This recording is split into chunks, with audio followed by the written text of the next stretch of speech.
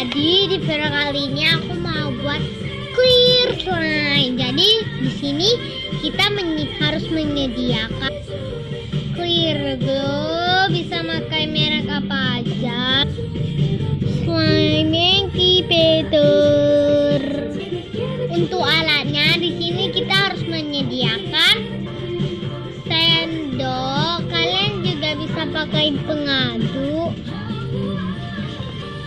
atau spatula mungkin. Dan ada Hello Kitty.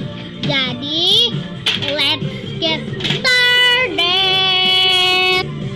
Jadi di sini kita harus tuang clear glue secukupnya. Aku pakai sendok takar. Aku taruh 3 ya. Si adik. Mama.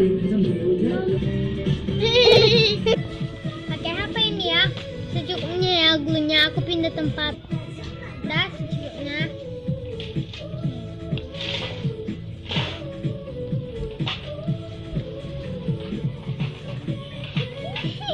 Ada yang nari. Kayaknya ada lagu. Meter secukupnya ya. Sedikit dulu. Ya.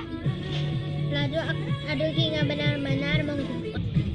Oke, ini udah jadi. Ini jadinya agak pink gitu karena di bawah dan ini ada pink.